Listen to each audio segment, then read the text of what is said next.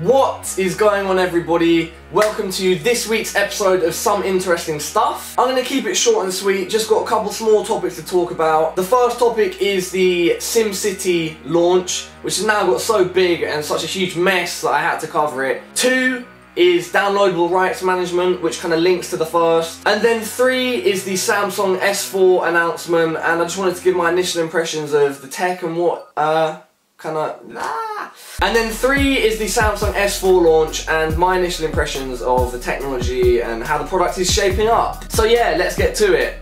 So, if you don't know, SimCity just released on PC and it's had a whole host of problems since it was launched. EA and Maxis have had to put out formal apologies for the way the game has been released, and in general it's just been a huge disaster. People have been having problems playing the game, it hasn't been running well, people haven't been able to save their games, but most importantly, you have to be online at all times to play it. A lot of people think that this is because of downloadable rights management, because they want to make sure no one is pirating their game. I kind of minced my words a bit there, but I'm sure you get what I mean. Interestingly, a player has actually found a way to play offline.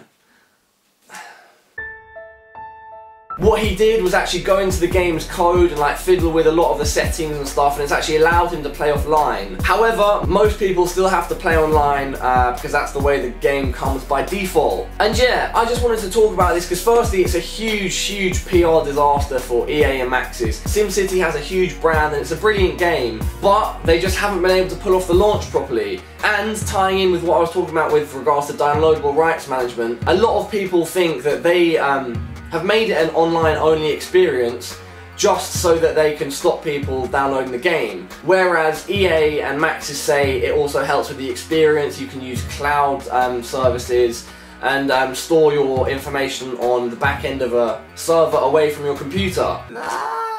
In my opinion, they're doing it because of the former, and I just think it's a bad way to sell your game, and it's not really a sustainable model because you're not trusting the people that are playing your game. If people don't have internet, they're not going to be able to play, and even if they do have internet, people have outages, and it's just a bit odd that they require the internet connection at all times. Not an MMO. People should be able to play this game by themselves whenever they want.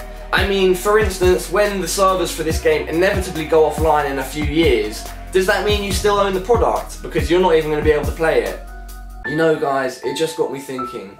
All these companies that are going out there to make huge profits at any cost, not worrying about their customers' experience or the effect it has on the global economy. You know, capitalism is a really bad thing and it's taking us to a... Anyway, moving on to the second topic, Samsung S4. So they did the announcement for it and they did like a little press event where they covered it, and the specs have come out now and it's looking kind of interesting. So let me mention a few of the salient features. Firstly, they're upgrading the hardware. You know, it's got a better processor, it's got better RAM, but it's got a few other technical features which I'm sure will make some sort of difference, which is barely noticeable to us on the user end, but sounds good in advertising. Which brings me back to what I was saying about capitalism. You know, advertising. The world is in a bad place at the moment. Everybody is doing things that they shouldn't need to do, and I think...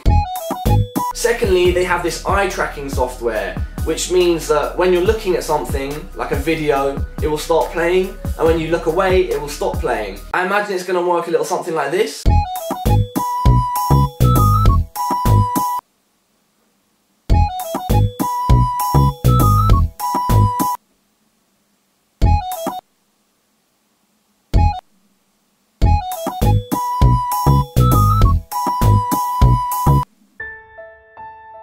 I don't know, we'll see. Thirdly are the inbuilt apps that they've got on the phone. They've got a number of translation softwares, they've got fitness apps, and they're including apps on the phone, which would usually be third-party developments, making that a core experience of the phone. I think that's kind of cool because you're not going to have to download so much for your phone, and it's going to kind of make the core experience of the phone richer out of the box, which is always good. But yeah, overall the phone's looking interesting, and yeah, we'll see how it develops. You know, it's kind of funny because a lot of people do that Team iPhone versus Team Samsung stuff, and I was just wondering, when was the last time we saw something like Team Sony or Team Nokia? Bruv, I might get a Nokia and be the first guy to rep Team Nokia in a while.